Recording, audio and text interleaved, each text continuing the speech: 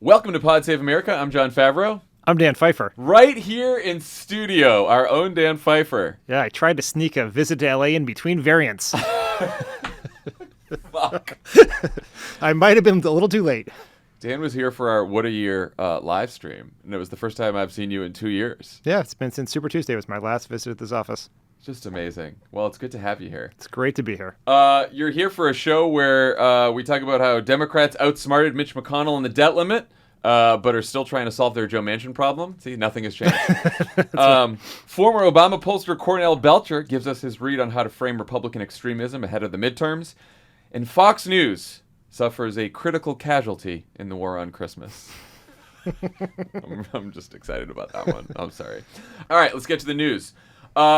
Here's something to feel good about. Democrats have now defused the Republicans' threat to shut down the government, as well as their threat to default on our debt and crash the economy. This now clears the deck for the Senate to focus on passing the rest of Joe Biden's agenda. It's great, right? Here's something to feel less good about. Joe Manchin is still a senator, Joe Manchin is still a senator, and per usual, he's giving interviews to reporters about the Build Back Better bill, which don't exactly inspire confidence that he'll support the legislation, especially by Chuck Schumer's self-imposed Christmas deadline, or ever. But we'll talk about that. And here's something I have no idea how to feel about.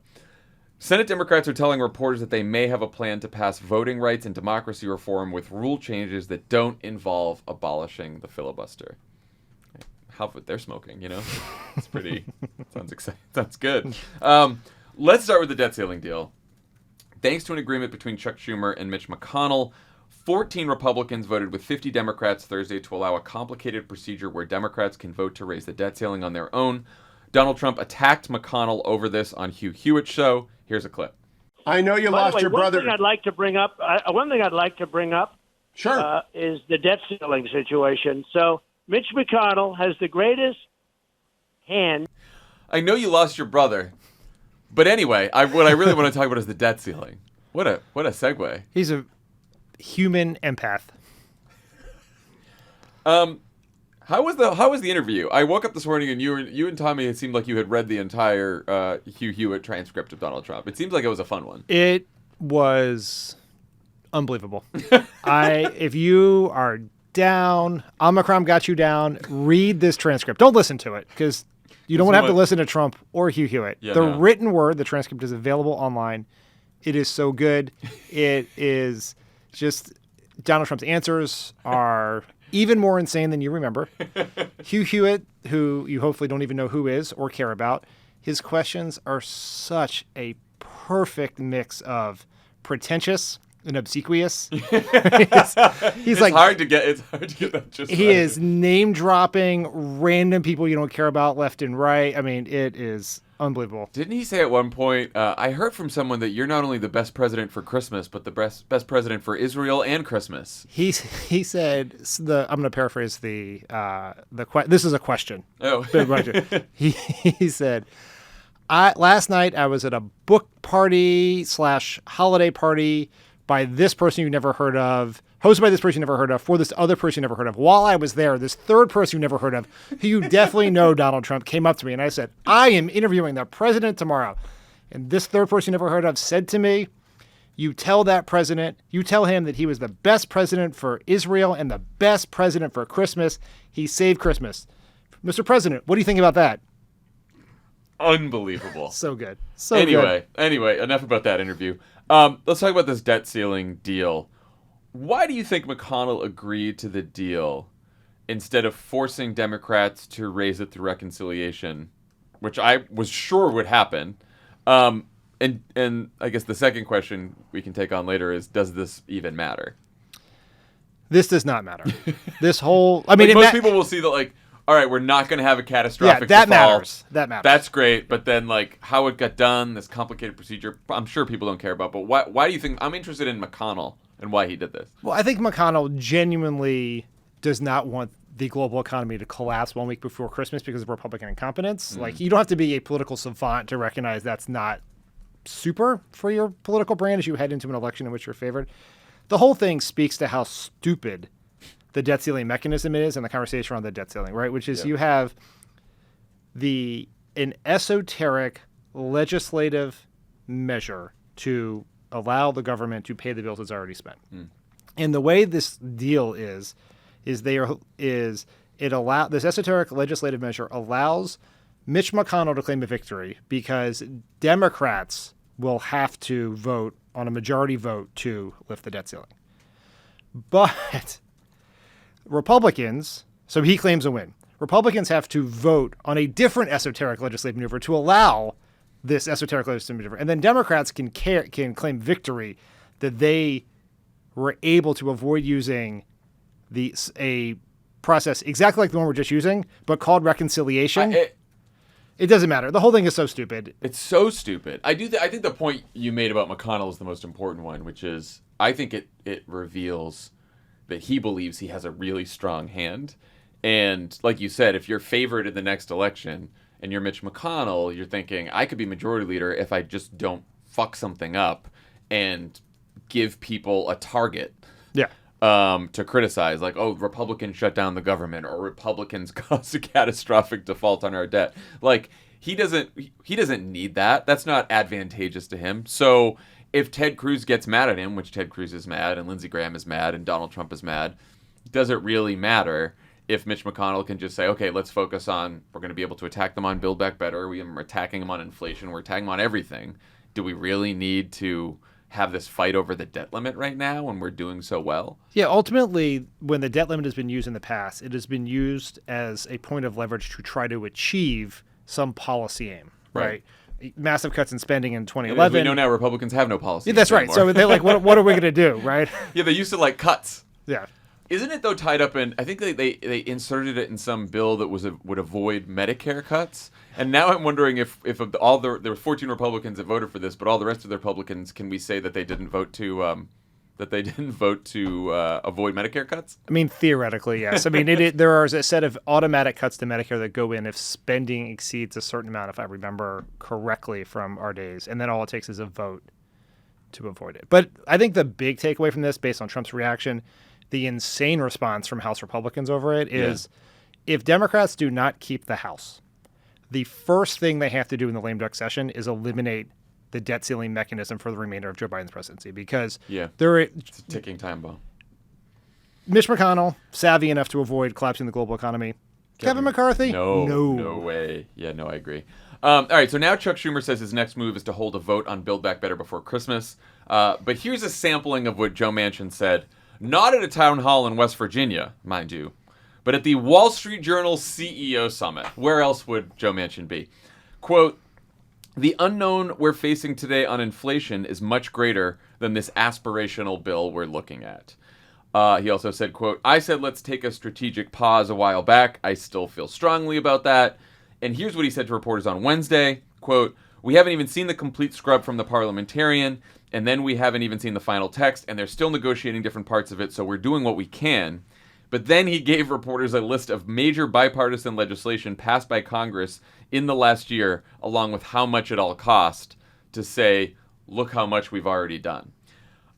What is your best Manchinese translation of all that? And does this sound like a guy who's ready to vote for Build Back Better? It makes me very skeptical that we are going to pass this legislation before Christmas. Yeah, which I don't. I mean, Christmas, look, whatever. Who cares? I mean, it was like Labor Day, yeah, Veterans Day, Thanksgiving, Halloween, Thanksgiving, Christmas. But I mean, is there anything more designed in a laboratory to be annoying than Joe Manchin reading fallacious Republican talking points about inflation at a conference attended by the richest people in the world, paid for by Rupert Murdoch? Like, he's just like, he's trying to make us mad. Sometimes I think he's really dumb, and then sometimes I think he's just trying to troll us, but I can't tell. Well, I mean, maybe his incompetence naturally trolls us without even trying. It's not an either or. Yeah. Some of the most successful trolls on the internet, Dan Bongino, the Trump children, are particularly stupid. I want to talk about Schumer and the rest of the Senate Democrats, though, because I am not someone, I know you're not either, who thinks that, like, Chuck Schumer and Joe Biden and Senate Democrats can, like, bend Joe Manchin and Kyrsten Sinema to their will by yelling at them, threatening them, whatever. Like, these two people don't care about being yelled at by their colleagues and by Joe Biden because they feel like they know how to win elections back home. Maybe they're wrong, maybe they're right, but that's how they feel. But Chuck Schumer's walking around like, I'm so confident we're going to get this done by Christmas. I'm feeling great. Chris Murphy was on this podcast this week saying, like, I feel great about it. I think Joe Manchin's going to come around. I think we're going to get this done. We've interviewed a number of Democrats who've said this. Honestly, the only person who was maybe a little honest about the situation was Elizabeth Warren when I talked to her, and she was like, yeah, Sinema seems like she's negotiating in good faith. Joe Manchin seems like he's walking around a grocery store confused about which aisle he's in and what he actually wants on his grocery list, which was, like, I think the most honest part about it. But, like, why? I mean, haven't the Democrats sort of let this expectation game get out of hand here? Like, if Joe Manchin is really this down on Build Back Better, I don't know, isn't it time to start raising alarms here, or am I just... Well, I think the expectations management on this part of Joe Biden's legislative agenda has been horribly mismanaged, primarily by people in Congress, right? You have Bernie Sanders at 6.5 million, then we're at 3.5, and now we're at 1.75, and it's clearly going to be less than that. Yeah. And you're continually setting, like, politics is not that complicated. You want to exceed expectations, not fail to meet them. And if you set expectations in an unmeetable place, you are setting yourself up for political loss. Now, the problem with this is where Congress and political messaging success run headlong into each other. Because what is sometimes good for your legislative process, which is move the Overton window, start at 6.5 so you can end here, will get you a better substantive result. But the problem, I think, with that is, and we've dealt with this very painfully with the Affordable Care Act, is it ends up in a place where the final product, which viewed in a vacuum would be a huge, historic, transformational win, and instead it ends up being half a loaf at best. Or in this case, if I can do my math right, it's like 25% of a loaf, right? Some percentage of a loaf. Yes. But here's what I don't understand, and I know I've said this a million times already.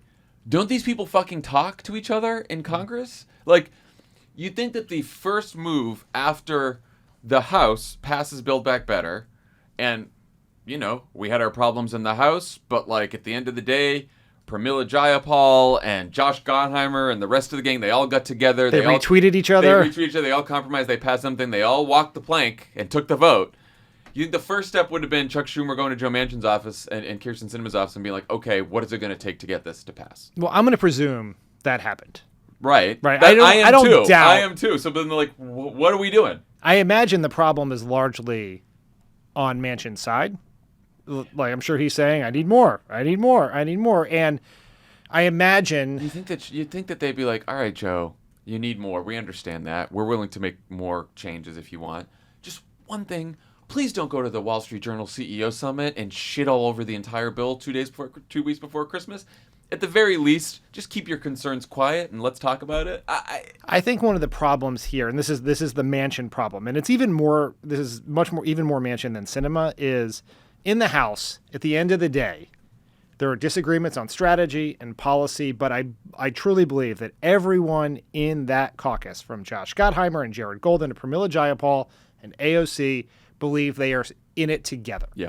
And that they're going to rise and fall together. And that's how they voted, and that's how they've acted, frankly. Right. Joe Manchin does not believe, and he's not incorrect, that he is rising and falling with the Democratic Party. No. He clearly believes it's advantageous politically for himself to place himself between the parties. At the end of that Wall Street Journal thing, they were like, are you going to change to become a Republican, which everyone asks him all the time? And he's like, no. He goes, but I feel like I'm in between these two parties. And, oh, too bad. That's where I'll stand. Which I'm sure he just loves that. Yeah, I mean, he loves, because that makes him look reasonable and moderate back in West Virginia, which, again, voted for Trump by like 40 points. Yeah, so. I mean, you think I should wear the Republican label?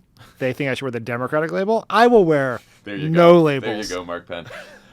Some Senate Democrats are pushing Schumer just to put it up for a vote and see what happens. Is that wise? I mean, eventually you're going to have to do that. Yeah. I mean, it is... But are we... Oh, I don't think you have to... It makes me feel like we're just headed to a fucking, reverse ACA repeal scenario where Joe Manchin walks in and, like McCain, and gives his thumbs down, and that's that. I mean, in part, you probably have to play the long game here, which is, at some point, you just have to call the question. Right. And if you fail, then that at least gives you something to go back and deal with, or decide the whole thing is not happening. Because if, let's say they call it and Manchin is a no. And then it's like, okay, where do we go from here? Is there a scaled back thing we're going to do? Are we going to move on to voting rights? But just living in this purgatory where we're just moving the deadline time after time after time is massively damaging to our political prospects for 2022. Yeah. I mean, one thing I tried to get out of Murphy when he was on is, like, are these big changes or small changes that Manchin wants? Because sometimes you hear him be like, oh, I don't like the methane fee and I don't like this. And you can move that here and there. But then he starts talking about, I don't like that any of these programs have been cut down to 3 or 4 years instead of 10 because I believe that's fuzzy math because obviously these programs are going to be reauthorized. So we should count all that money towards the price of the bill and the cost of the bill. And I think that's too much. And it seems like if that's his fundamental problem, that's going to be a hard one to get around. Yeah, well, I mean, his problem is he says he wants a strategic pause. That which is not until what, November of 2022 when there's a fucking midterm? Right. I mean, I just think we also have to say, because it cannot be said enough, this bill is not going to make inflation worse. Every economist looks at it. It's a fraction of the federal budget. The Larry Summers, who are worried about inflation, all these people, none of them think that it's going to... Yes. Yeah. And more importantly, because sometimes we get so like tied around the macroeconomic axle that we can't like common sense. If you give people money, they're going to be able to pay for things that might be a little bit more expensive right now because they don't have to pay as much money for childcare or elder care. And I think there's one thing that is looming over all of this is the child's tax credit expires on New Year's Eve. Right. So perhaps that's a forcing mechanism. Well, because Joe Manchin, passionate about helping poor children. Yes. Poor children. Okay, so here's an even tougher statement to translate, and this is about voting rights and the filibuster. This time it's from Tim Kaine, Senator Tim Kaine, to Politico. He said, Joe Manchin has made it very plain we're not abolishing the filibuster, but we're looking at a number of complaints that Democrats and Republicans have had about the way the place operates to see if we can restore it to operating better and do it in a way that would facilitate the passage of voting rights. The Hill also reports that Manchin himself has been talking to Republican senators about rule changes to make the Senate work better. How many edibles do you think Tim Kaine was on when he said that? Do you think it was like 5 milligrams, 10 milligrams? Look, Tim Kaine is a very optimistic human being. He is. Now, there's a number of Democrats who said this to Politico. That there's some. I was trying to read between the lines on this one. There's something in the works where they think that they can not abolish the filibuster, but still get voting rights passed. And I don't know why Republicans would agree to any rule changes that allowed voting rights to pass. I think that there is a general sense, bipartisan, in fact, that things are not working the way they should. It just around because they couldn't pass the. These people are bright. That's why they got elected to the Senate. It took them not long enough, but like the defense authorization bill, huge bipartisan bill, could not pass it. They had to engage in some weird chicanery to get done because, and this is sort of Mitch McConnell's problem right now, and it's Mitch McConnell plus the Republicans that voted for the bipartisan infrastructure, is you have a bunch of attention trolls in Ted Cruz and Tommy Tuberville, all the people. And if you look at the Senate candidates for 2022, that's going to get a lot worse come next year. So are there ways, and they've done this in the past to facilitate confirmations. Like for a long time, almost every Senate confirmed, and almost every appointment above a certain level needed 60 Senate votes. And they made a whole bunch of those in a bipartisan way, non-Senate confirmable. You could just hire them because the government was hollowed out because the Senate didn't have time to do these things. How that squares with something that would allow Democrats to stop Republicans from rigging the 2022 election, which would give them power, seems very hard to imagine to me. Especially as the maps are all getting drawn right now. Yeah, I can't imagine on the that. Redistricting side of it. I am sure that there will not be a ban on, I mean, as sad as this is, that if there was some sort of compromise-like thing that got through, I don't know how a ban on partisan gerrymandering could even be implemented at this point. Yeah. I think when we talked to some folks much earlier this year, it was around August or September was the view in which you had to get that passed, and it's not August or September. It does seem like they're talking about some modifications to the filibuster, like it's got to be a standing filibuster, it's got to be a talking filibuster, you need 41 on the floor, right? Like there's all these other reforms. And the other thing that Kaine said to Politico was, we're trying to put ourselves in the shoes of the minority party and saying if we were in the minority, what changes to the Senate would we want to the filibuster or to the rules of the Senate that we could still live with if Democrats were in the minority, which again doesn't seem like it's going to be anything major, and I don't know exactly how it facilitates the passage of voting rights, but I guess it's all they got at this point. I mean, remember, you only need 50 votes to change a Senate rule, so this is not a situation where we need all 50 Republicans to agree or even 10 Republicans. You could theoretically do it with a small handful. You just need Joe Manchin and Kirsten Sinema to say, yeah, this preserves the filibuster, but it's also a rule change that I could live with. Yeah, I think this is interesting. We should watch it. Tim Kaine is a serious person. Yeah, he's not popping off. Yeah, but I was joking about the edibles. Yeah, to be clear, he who knows? He can do what he wants. Virginia, it's legal in Virginia. Is it? I don't know. It doesn't matter. But point being, I think it's fair to have some healthy skepticism about this. Okay, when we come back, we will talk to former Obama pollster Cornell Belcher about strategy for the midterms. The presenting sponsor of this episode of Pod Save America is Simply Safe. If you ever wanted to make your home feel safer, there's no better time than now. This week, our friends at Simply Safe are giving Pod Save America listeners early access to all their holiday deals, 40% off their award-winning home security. We love Simply Safe because it has everything you need to make your home safe, indoor and outdoor cameras, comprehensive sensors, all monitored around the clock by trained professionals who send help the instant you need it. You know, they say can't put a price on feeling safe, but they did. But they're going to right here. Starting at just over $100. Pretty good. Yeah, pretty good. Pretty good price. They were also named a Best Home Security System of 2021 by U.S. News & World Report. And by me. And by you, which is even more important. Because I set it up myself and it works really well. In minutes. And in minutes. And you can do the same, and you even get free custom recommendations from Simply Safe if you need it. These are the biggest discounts of the year. Complete home security system starting, again, at just over $100. No long-term contracts or commitments. Really easy way to start feeling a bit more peace of mind. Take advantage of Simply Safe's early holiday deals and get 40% off your new home security system by visiting simplysafe.com/crooked. Again, that's simplysafe.com/crooked for 40% off your entire system. Pod Save America, brought to you by Magic Spoon. It's brought to you by Magic Spoon. We're all trying to eat better, but healthy breakfast does not have to be boring. Magic Spoon has the amazing flavors you love, but without all the bad stuff, and it's amazing as a midnight snack right before bed. 0 grams of sugar, 13 to 14 grams of protein, only 4 net grams of carbs in each serving, only 140 calories a serving. It's keto-friendly, gluten-free, grain-free, soy-free, and low-carb. You can build your own box, available flavors to build your very own custom bundle are cocoa, fruity, frosted, peanut butter, blueberry, cinnamon, cookies and cream, and maple waffle. I got to stock up. I got a ton of frosted still, but I'm kind of craving a new flavor. Really? I think I need to bring the cookies and cream back, perhaps the peanut butter, I'm a peanut maybe butter the person. cocoa too. I love the peanut butter. A bowl of peanut butter, Magic Spoon with some oat milk. Man, I kind of want it now. I want it now. Eat every bite, you're like, Hungry. This makes Ted Cruz upset on some level. I just had lunch. He just had lunch. Want a snack? Magic Spoon. Go to magicspoon.com/crooked to grab a custom bundle of cereal and try it today. And be sure to use our promo code crooked at checkout to save $5 off your order.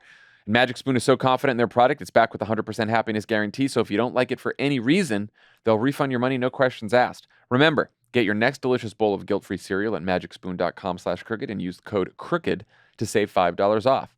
Thank you, Magic Spoon, for sponsoring this episode. Pod Save America is brought to you by JuneShine. JuneShine is better for you alcohol. It's brewed with only real organic ingredients. It only has 3 grams of sugar. It's low carb and full of probiotics. Good for your gut. Good for your gut, good for your keto lifestyle, and it tastes good. I love JuneShine. Taste good. It's tough to figure out which flavor is the best. I love the blood red orange. It's quite good. But I'm not like a huge beer drinker because it's like too much carbonation. JuneShine is perfect. It's like a good, refreshing drink on a warm afternoon. It feels better. You don't feel as hungover if you've drank too much. It's great. Big fan of JuneShine. I agree. You can get the stuff delivered straight to your doorstep now that JuneShine has nationwide shipping, which is great. We've worked out a great deal for our listeners. Receive 20% off plus free shipping site-wide. Try one of their best-selling variety packs. It's a great way to try all their delicious flavors. Go to juneshine.com/crooked or use code crooked at checkout to claim the deal. That's JUNESHINE.com/crooked. JuneShine can also be found in over 10,000 stores across the country, including Whole Foods, Safeway, Kroger, and Publix. Pod Save America is brought to you by GiveWell. Donating money to help people can be a wonderful and selfless act. But how can you feel confident that your donations are improving or saving lives effectively? You could do weeks of research to find the charities that are out there, what programs they run, how effective those programs are, and how the charity might use your money. Or you could visit givewell.org. There you'll get a short, vetted list of the best charities they found at saving or improving lives per dollar. GiveWell spends over 20,000 hours each year researching charitable organizations and only recommends a few of the highest impact evidence-backed charities they've found. Over 50,000 donors have used GiveWell to donate more than $750 million. Rigorous evidence suggests that these donations will save tens of thousands of lives and improve the lives of millions more. And here's the best part. GiveWell is free. GiveWell wants to empower as many donors as possible to make informed decisions about their donations. They publish all their research and recommendations on their site for free, no sign-up required. They allocate your tax-deductible donation to the charity you choose without taking a cut. I used GiveWell last year, towards the end of the year when I was trying to figure out which charities to give to, because I have like a few here and there that I've always given to, but I was like, I really want to, I started feeling like I don't want any money wasted. There's some good charities. There's charities with too much overhead that your money doesn't go where it should go. GiveWell's really helpful at telling you where you're going to get the most bang for your buck. If you've never donated to GiveWell's recommended charities before, you can have your donation matched up to $250 before the end of the year or as long as matching funds last. To claim your match, go to givewell.org and pick podcast and enter Pod Save America at checkout. Make sure they know that you heard about GiveWell from Pod Save America to get your donation matched. This week, we got a preview of what we can expect if Republicans win back the House from human frat paddle Matt Gaetz, who said this week that he will move to install Donald Trump as Speaker and make sure that this crew is in charge of investigating people they don't like. Let's hear it. We are going to take power after this next election. And when we do, it's not going to be the days of Paul Ryan and Trey Gowdy and no real oversight and no real subpoenas. It's going to be the days of Jim Jordan and Marjorie Taylor Greene and Dr. Gosar and myself doing everything to get the answers to these questions. Joining us to talk about what message and strategy might give the Democrats the best chance to stop this from happening, former Obama pollster Cornell Belcher. Cornell, welcome back. Thanks for having me. Glad to be here. How do you think that an ad would do that warned voters about putting those yahoos in charge of the House with Donald Trump as Speaker? I think for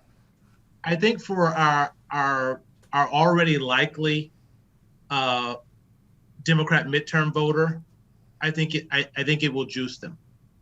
The problem is we're going to get our asses handed to us because if we only have our likely Democratic midterm voter.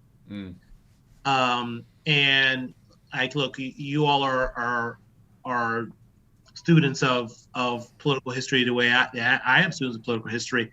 There is a pattern here, right? And people want to beat up on Nancy Pelosi and Joe Biden all they want, as if though Nancy Pelosi and Joe Biden are actually the key variables here, when history, and I know this is tough for people, but history tells us they're actually not. Because we've seen this happen to Clinton, we've seen this happen to Obama, hell, we saw it happen to George Bush. So how do you break that? How do you break that dynamic of the midterm? And what we know historically from a midterm standpoint, and again, I'm gonna be a data nerd here, is there, there's an ebb and a flow, right? We get a flow on term, sort of on presidential year elections, and we get an ebb back. In 2010, that new huge majority of Americans who said yes we can and voted for Barack Obama and gave Barack Obama a majority, a majority victory, didn't say, you know what, damn it, that was a mistake. I was wrong. I'm going to go vote the other way now. That's not what's happening. Is actually you have two electorates. You have one electorate that's older, more conservative, and less diverse, versus a more younger, more diverse, and more progressive audience fighting for the control of this country. And we've seen in 2010, and now, history is lining up.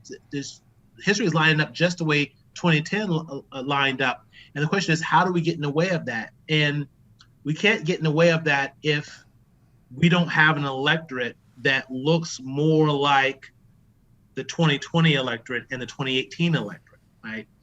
I think that is a fundamental problem with I think we can sort of scare them with Matt Gaetz, but I think, and it's because I'm an Obama Dean guy, but I think fundamentally for that younger, more diverse electorate that we need, we got to give them something to vote for.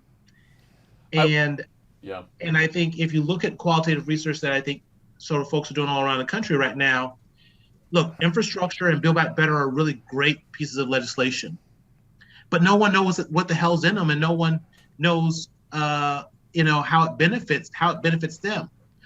Just the same way that Obama, Nancy Pelosi, and Leader Reid literally saved America from the chaos, economic calamity in 2000, 2008. Then we got our asses kicked in the midterm election. I don't want to see history repeat itself, but it's on track to repeat itself. So I want to talk a little bit later about sort of the positive message, because I do think, Cornell, as you mentioned, that's incredibly important to give people something to vote for. Obviously, in every campaign, there is a positive message and a negative message about the other party. Dan, what are your thoughts on the message about Republicans, and do you think there's any fodder there from Matt Gaetz and Marjorie Taylor Greene and those folks? Well, I can see the ad, right? And there's ominous music, and then someone superimposes Donald Trump sitting behind Joe Biden at the 2023 State of the Union, and he's sweating and scowling, and then you see these videos of Marjorie Taylor Greene and all this, and I can see it trending on Twitter. I can already identify the people who are going to say it would really upset TFG if this trended, and everyone retweets it. And like many ads that trended in 2020, it's going to fall on deaf ears. Because I do think the speaker, Donald Trump as speaker, means nothing to anyone. Because even some of the most politically engaged people have no idea that the Speaker of the House doesn't have to be a member of Congress. So I think that specific thing is going to fall on deaf ears. I think that there is a case that can be made about Republican extremism, Republicans as a danger, because we have to give people something to vote for, but I think we also have to give them something to vote against, a reason to believe correctly that the crisis that got them engaged in politics post-2016 still exists, even though Donald Trump's out of the White House. But I think that message has to be credible, and it has to be specific. It has to be something that is not easily sort of evaded by candidates who are less crazy than Marjorie Taylor Greene, Paul Gosar, and Matt Gaetz, if that makes sense.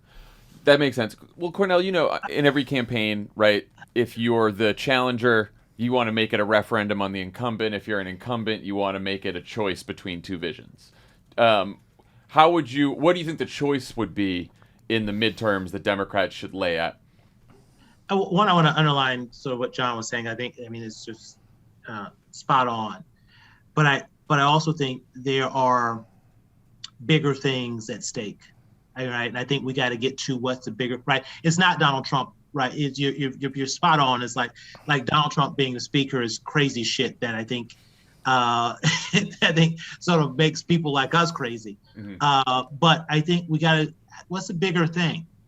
And I've said this before is, all those young people, black, white, brown, who were marching in the streets, millions of young people marching in the streets before the last election, they weren't, and then marched to the polls and gave Biden a majority, and flipped states that we hadn't flipped before, especially if you look at Georgia. They weren't marching for bridges, roads, and broadband. And I think bridges, roads, and broadband are fantastic, but they're not mobilized. You can't mobilize someone for a bridge. Right, it's good government, but people aren't mobilizing for bridges. So what's the big thing here? And I think there is something to be said about, I don't know, guys, call me crazy, but maybe saving our fucking democracy. And Purdue was let the cat out of the bag the other day, talking about, I would have been for the coup, right? I'm all in for the coup. These people are literally trying to overthrow our democracy. I don't know about you, but I think that's a pretty scary thing. The idea that democracy is going to end, especially for people who look like me. I don't think I like my chances if we're not a democracy. Hell, I have a hard enough time in a democracy. I don't like our chances at all if we're no longer a democracy. But I do think we can make the case, and actually, this is something I've been so fucking frustrated about progressives inside Washington about is, if progressives had stormed the Capitol and tried to overthrow the government, every day we would be hearing about it. It would lead every day on Fox, because it would be a mobilizing thing for them. It is almost like it's not even a big deal. Let's just move on. But I think there is something bigger in a conversation about democracy and the chaos, right? I think there is a thing here about, especially with middle of the road voters, is to your point about giving them something to vote against. It is, if you look at what Republicans are doing in state legislative bodies, and if you look at what they're doing around choice, they're seeding chaos, and they're making America a more dangerous place, right? Chaos around, chaos in our classrooms, school boards, chaos around they're trying to take away your rights. They're talking about, they're trying to overthrow our government. I think there is a fear piece here that Democrats can make an argument against Republicans and chaos and them being dangerous for the country and dangerous for our future that I'd like to see us unpack a little bit more. That's interesting, too, because you do see, and I wonder if you see this in your polling, in a lot of the public polls, you find more Republicans saying that democracy is in danger than Democratic voters. And I think partially that's a function, like you said, Cornell, of maybe Democrats aren't talking about it enough. I also wonder, too, where, the threat to democracy animates us, animates a lot of activists, probably animates a lot of young people and people of color who marched in the streets and who volunteered and organized in 2020. I wonder about some of the less engaged voters, the voters who are sporadic voters, and specifically voters who tend to be young and communities of color and who come out sort of in the presidential elections and not necessarily in the midterms. Do you think that the threat of democracy is understood enough or is animating enough to those groups of voters? I think we've got to have the conversation, because the truth of the matter is democracy is being threatened. Right. And I think you got to have the conversation with that younger, more diverse electorate, and about the real threats to democracy. Look, we're in political communications business. Define the debate, win the debate. If we're not defining the debate as democracy being under threat, quite frankly, Republicans are defining the debate as democracy being under threat to sort of gin up their voters. Again, I've said it before. When Donald Trump says, "I'm going to give you back your country," he's having a conversation about the future. He's having a different conversation than we are having. But I do think we can have a conversation about the real threats to democracy that we face and how we have the power to save democracy, right? One of the things that we see among young voters is there's a correlation between them participating and they think they have, in fact, the power to bring about change, or they think their vote matters. I think there's a conversation with young voters about that democracy is literally being threatened by these people that you don't like, that people don't even believe in climate, change and want to take away your right to choice, right to choose, and don't want you to vote. It's your democracy is being threatened and your rights are going to be pulled back away from you. You have the power to change that. I think there's a conversation there that we can have with young people that I think is different and I think is important. I think we've got to give our voters something to mobilize around. And again, I'll start where I'll circle back around here. I love broadband. I love more bridges, but they're not mobilizing issues. Right. Dan, going back to, you talked about sort of the need to be specific in defining Republicans as extremists. Do you think the threat to democracy is a good frame here? And also, one of the challenges with what Cornell is talking about is Joe Manchin and Kyrsten Sinema could stand in the way of passing voting rights and democracy reform. And if that happens, how do you instill a belief in the young people that Cornell's talking about that what they do actually matters, because the risk here is a lot of people say, okay, I went out and voted, and I thought that would protect voting rights and protect our democracy, and yet it didn't. So now what's the point?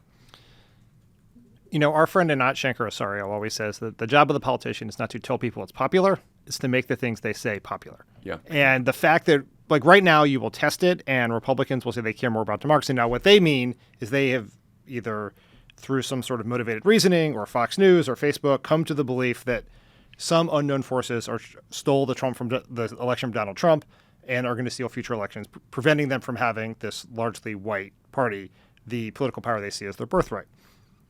That is not democracy that is them believing that the shift to democracy is bad for them, not that democracy is at stake.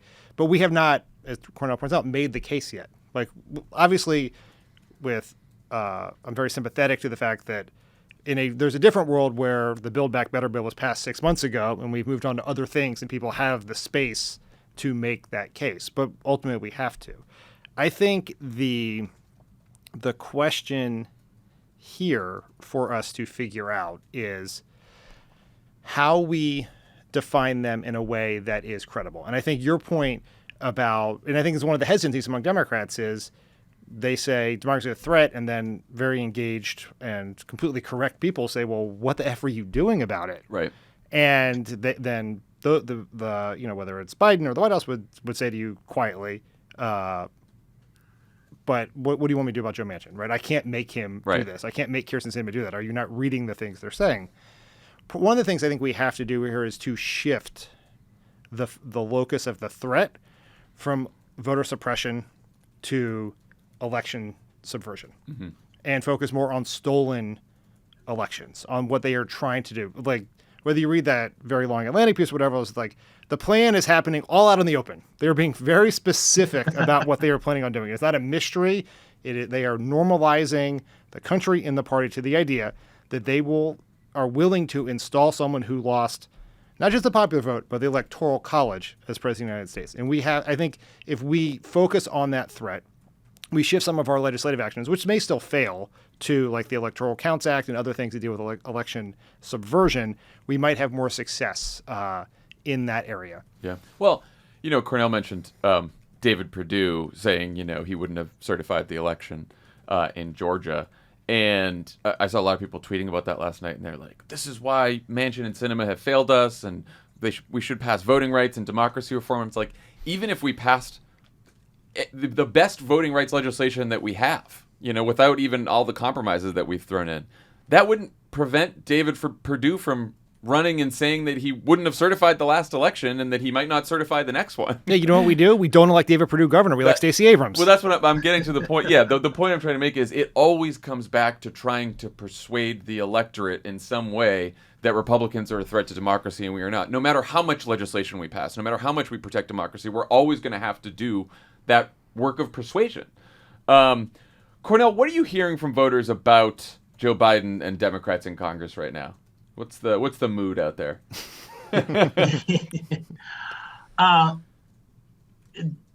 Here's the problem. They don't know what Joe Biden and Democrats in Congress have been doing. And you see that in public polling, right? Where when you test the infrastructure and Build Back Better, when you actually tell them what it is, yeah, they're all for it. Like 60% are for it. But they don't know. They don't know what's happening at all. They don't know what's in the infrastructure plan, and they don't know what's in Build Back Better either. I mean, some of them have heard, maybe a child tax credit, and quite frankly, some of them are saying in folks groups, well, our roads and bridges and Build Back Better. So it is a classic. Democrats are very good at legislating. Right? They're very good at governing and legislating.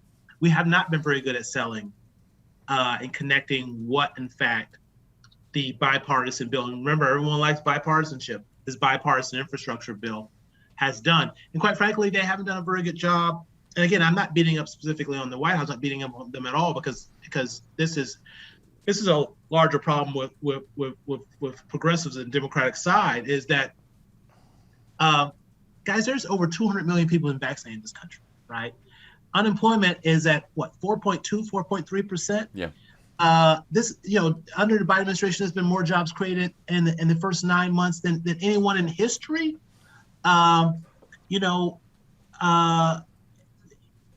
There's stimulus checks been sent all over to millions of Americans.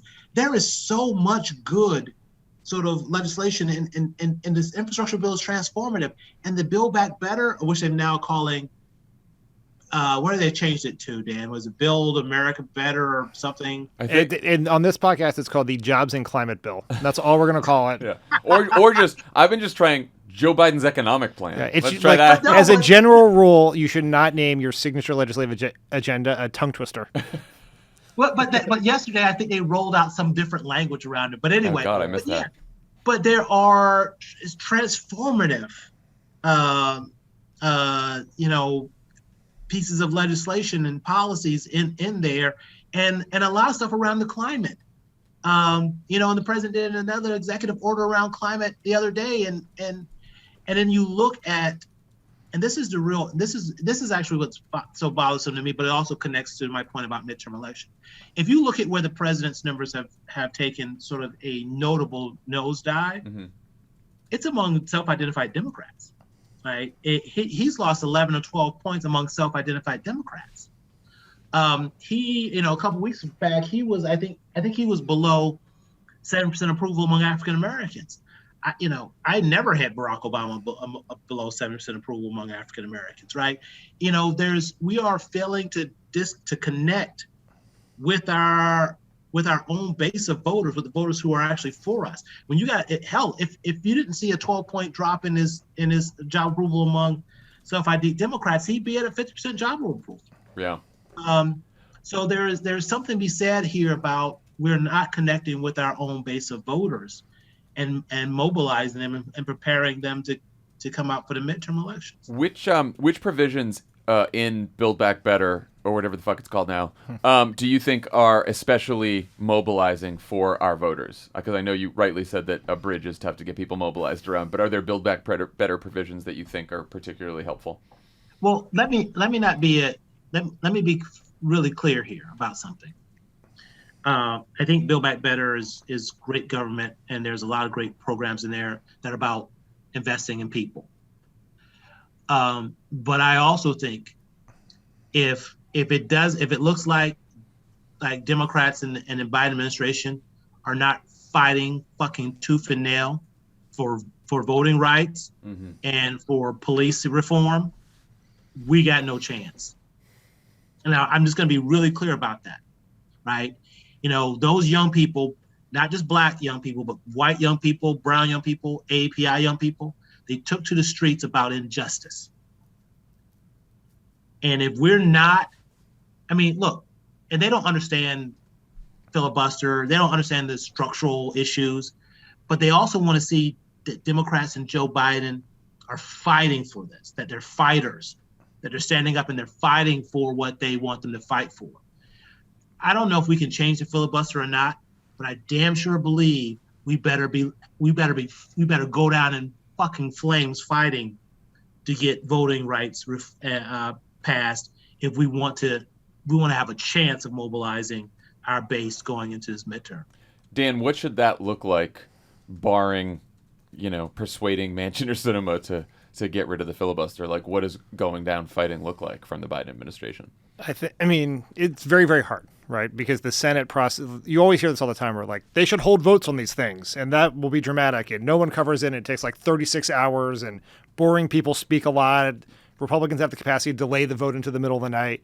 But I think it is everyone in the party using what limited microphone they have to talk about it, to raise concerns about it. And that frankly starts with the White House. Now, I understand, this is my assumption, no one in the White House has told me this, the reason that they are quieter about this than we think they should is they still need Joe Manchin to vote for Build Back Better. So if they start hammering around on the need for voting rights and everything else, they put that at risk. And there's a sequencing issue here.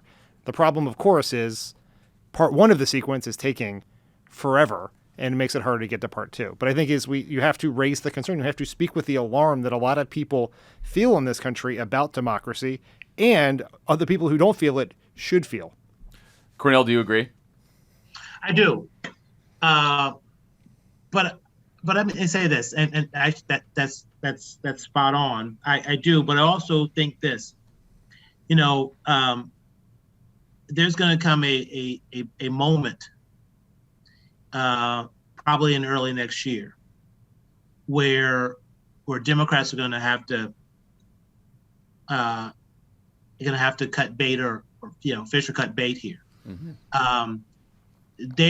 We're going to come to a head about the filibuster, because I think there's enough Democrats, even in the Senate, who are increasingly understanding that it is not tenable for us to allow these states to to disenfranchise people and rig the system so that they can overthrow the system with and not have to do a supermajority to do that, to allow us to lose democracy because of a Senate rule.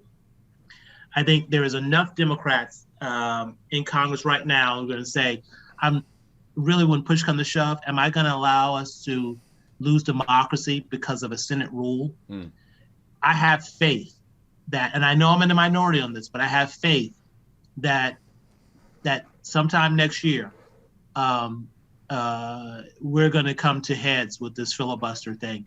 And don't be surprised if the administration isn't also leaning on Democrat senators to carve out an exception for voting rights. Yeah, no, I mean, look, I think that Biden sort of leaked out his position in the middle of a town hall with Anderson Cooper. Probably that wasn't the planned way to do it. But I think maybe a big speech, maybe during the State of the Union, maybe some big push, maybe he has a bunch of senators behind him. I don't know what it is, but I agree. I think there needs to be a bigger moment on this, and every Democrat, as you both have said, needs to use their megaphone to talk about this all the time. Cornell Belcher, thank you as always for joining us here on Pod Save America, and be well and come back soon. It's always a pleasure. Folks, get out. We got to save democracy. That's right. All right, take care, my friend. Thank you. Today's episode of Pod Save America is brought to you by Dems. If you have investments, odds are high that your money's been winding up in places you'd never put it on purpose. Places like Mitch McConnell's campaign coffers. Scary, huh?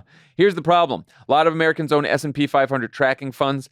These are funds made up of the top performing companies available, and they collectively contain over $1.5 trillion of Americans' retirement money. Unfortunately, when you buy an S&P 500 index fund, you're buying in stock companies like ExxonMobil, which has misled the public about the dangers of climate change and spent huge amounts on Facebook ads to get Donald Trump reelected in 2020. Boo. Lockheed Martin, which is one of the largest weapons manufacturers in the world and one of Lindsey Graham's top contributors. That seems like a second-order problem, but that's okay. But before you stuff all your savings in your mattress and call it a day, you should know about Dems. Dems is the first investment product that allows you to get the same performance and exposure you'd expect from the S&P 500 without all the Mitch McConnell. It only includes companies who've made over 75% of their political contributions to Democratic causes and candidates. It's better for you, too. Since launching in November of 2020, Dems has outperformed the S&P 500 by 6%. You can finally put your money where your vote is. Search for the Dems ticker, that's DEMZ, wherever you invest, or visit dems.fund to learn more. Investing involves risk. Principal loss is possible. Carefully consider the fund's investment objectives, risk factors, charges, and expenses before investing. This and additional information can be found in the fund's summary or full prospectus, which may be obtained by visiting dems.fund. Please read the prospectus carefully before investing. Pod Save America is brought to you by Squarespace. Squarespace empowers millions of dreamers, makers, and doers by providing them with the tools they need to bring their creative ideas to life. On Squarespace's dynamic all-in-one platform, customers can build a website, claim a domain, sell online, and market a brand. Squarespace is perfect for people who are ready to make their ideas a reality and want those ideas to stand out. We're all brands now. We're all all I brands. was Yeah, gonna so it's say. like marketing. It's marketing You yourself. are a brand. Whereistommy.com. Yeah, where's Tommy? Where is Tommy? Does anyone know? .co.uk. No one knows. No one knows where he is. Not Where's here, Tommy? that's for sure. Not here. Sorry, he's had better things to do than talk to all you guys about Yeah. ads. Whereistommy.com. Squarespace has everything you need to create a beautiful and modern website. Start with a design template and use drag and drop tools to make it your own. With Squarespace, you have the ability to customize the look and feel, settings, products, and more with just a few clicks. I have an idea for a website. Okay. It's a website called, hey, like how canceled are they if they are canceled.net. And basically you can go there and like look up an actor or writer or somebody's name. And you can just know like, is it like, are they hard canceled, soft canceled? You know, there's endangered species, and it's like, concerned, critical, extinct, and we need that for cancellation. We're speaking today. I don't know if you saw, but just a half hour ago, the news broke that Chris Cuomo's book is being taken back by HarperCollins, so there'll be no Chris Cuomo book. Wow, that's first it was CNN, then it was the radio show on Sirius. Now it's the book. So what he's are they getting to what critical. Are they going to do with a bunch of? Because it's not that hard to pulp a bunch of 30-page books.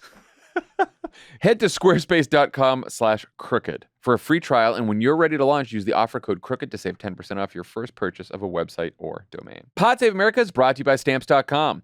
If you're looking for ways to skip the trip to the post office and dodge all that hectic holiday shopping traffic, why not save time and money with Stamps.com? Stamps.com lets you compare rates, print labels, and access exclusive discounts on UPS and USPS services all year long. You can mail anything but Chris Cuomo's book. Because that's not being mailed doesn't anywhere. exist. It's not in existence. It does feel like I want to understand that it's like he got caught in the penumbra of a cancellation. You know what I mean? Yeah. In the wake of a cancellation. He got some shrapnel, but it was a lot of shrapnel. It was a good amount It of was shrapnel. a good amount of shrapnel. It's a good that he amount of caught there shrapnel from his brother. It just makes sense, especially if your business sends more mail and packages during the holiday. That's why we've used Stamps.com since our early days here at Crooked Media. We love it. I've used it at home too. You print out stamps, you send stuff. You're not going to the post office. It's like the Andrew Cuomo iceberg calved, and then 6 hours later, there's a tsunami on Chris Cuomo Beach. You know what I mean? Access all the post office and UPS shipping services you need without taking the trip, and get discounts you can't find anywhere else, like up to 40% off USPS rates and 76% off UPS. Save time and money this holiday season with Stamps.com. There's still time to send cards, presents, all kinds of good stuff. Sign up with promo code CROOKED for a special offer that includes a 4-week trial, free postage, and a digital scale. No long-term commitments or contracts. Just go to Stamps.com, click the microphone at the top of the page, and enter code CROOKED. All right, before we go, we have a very important update from the front lines of the war on Christmas, which has now tragically become the war on Christmas trees, Dan. The 50-foot pine adorned with 10,000 ornaments and 100,000 lights that stands proudly outside of Fox News headquarters was set ablaze by an arsonist late Tuesday evening. Fortunately, no one was hurt, and the culprit, a homeless man with addiction and mental health issues, was quickly arrested. But the patriots who work at Fox will never be the same. CEO Suzanne Scott called the incident a deliberate and brazen act of cowardice. Tucker Carlson decried it as an attack on Christianity, and Fox and Friends had wall-to-wall coverage of the fire. Take a listen.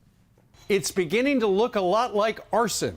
Who sets a Christmas Well, tree I mean, on it's fire? just part of the rampant, no city is safe, no person is safe. It's a tree that unites us, that brings us together. It's about the Christmas spirit. It is about the holiday season. It's about Jesus. It's about Hanukkah. The DOJ can tell you precisely how many Qurans were burned last year in the United States, but they don't keep track of Christmas trees. Why is that? Well, because they could care less. But this is personal to you two at home now. The Fox Christmas tree vandalized, arson. And Burned that's down. personal to you. It's personal to us. This is an American icon. This is our Christmas tree. Right. Someone setting fire to it. What is happening to our country? Don't worry. Do not be deterred. We will not be. We're going to rebuild it. We're going to Absolutely. rebuild it, and we're going to build it back better.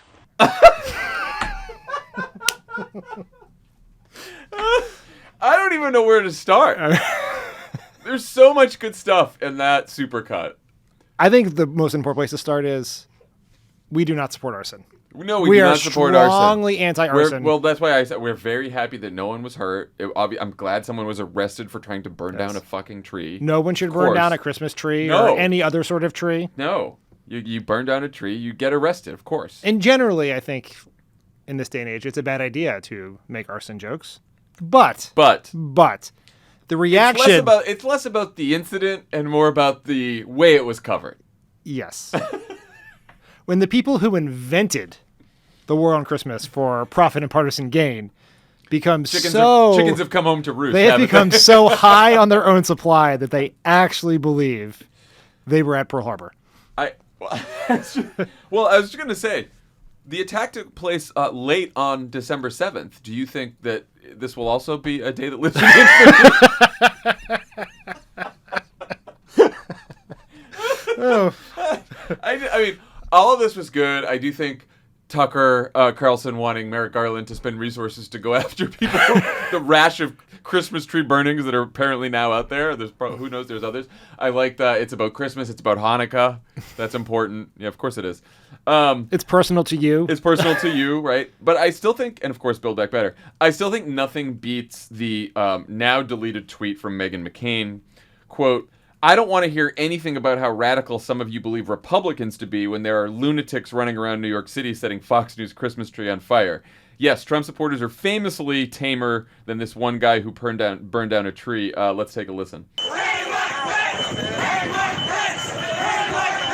Same thing, right? Yeah, exactly. Same thing. January 6th, December 7th. You think storming the Capitol, like a mob of angry people who are violent that stormed the Capitol is radical? Pfft, what about this guy who burned down a fucking Christmas tree? Not any tree. What about him? The national monument. An American icon.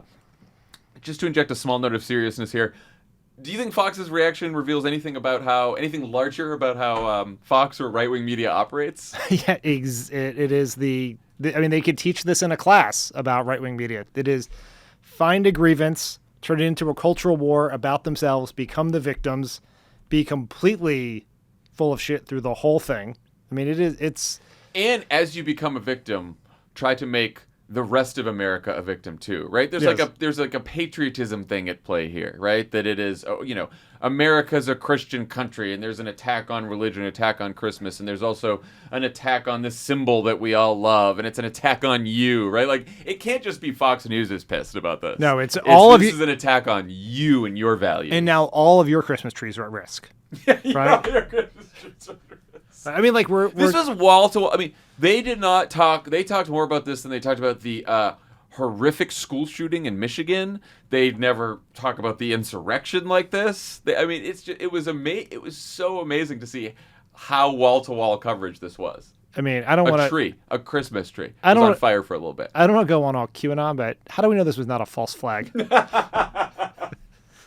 You think Brian Kilmeade was out there? He was the guy. Yeah. You think he lit the tree on fire and then like handed the gasoline to some guy that he saw just to sort of frame him? Yeah, exactly. That's the conspiracy theory that I'm starting right now. Get that shit on Facebook right now. It'll be trending. Let's get it going.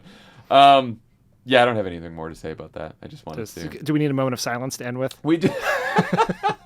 Well, they did. This wasn't because this is an audio medium. We didn't do this, but there was this great moment on Fox and Friends where they were like, we're now going to play a montage of Christmas trees for you because we don't have ours anymore. Was it great? There was like an in memoriam of Christmas trees. Was it great Christmas trees in American history? I don't know. I think it was just. Was Charlie Brown's Christmas tree in it? Anyway, look, we feel for you, everyone at Fox. Maybe we should send them a Christmas tree. No, we're not. All right, that's all the time we have. Dan, thanks for being here. I mean, come down again. Anytime. Perfect. And thanks to Cornell Belcher for joining us. Everyone have a great weekend, and we'll see you next week. Bye, everyone. A huge thank you to everyone who tuned into Crooked's What a Year live stream. You donated almost $60,000 to No Off Years, which goes directly to grassroots groups in swing states who are organizing and registering new voters. If you still want to donate, you can help us chip away at our goal at crooked.com/no-off-years. And if you want to watch all of us embarrass ourselves on the live stream, you can check it out at youtube.com/crooked. When is the Crooked merch store going to start selling Elon for president bumper stickers? Look, there were some great tweets. There were some great heartfelt tweets that we were forced to post. And I love that game. I want to bring that game out on the road when we do our tour. Cringe tweets? Cringe tweets. Okay. Because it's really fun posting a cringe tweet, knowing that you had to post a cringe tweet, and then watching people not get the joke. And I've never had a more fun Twitter experience than that. A bunch of people mad at me, but I knew that I didn't really care because that was a low bar, my friend. Best colonoscopy I ever had. I will say people are still mad, still mad today. 2 days later, it's great. It's great. Anyway, also check out the latest episode of Take Line, where Jason and Renee talk to Hannah Kaiser of Yahoo Sports about the MLB lockout, the news about Antonio Brown using a fake vaccine card, and more. New episodes of Take Line drop every Tuesday.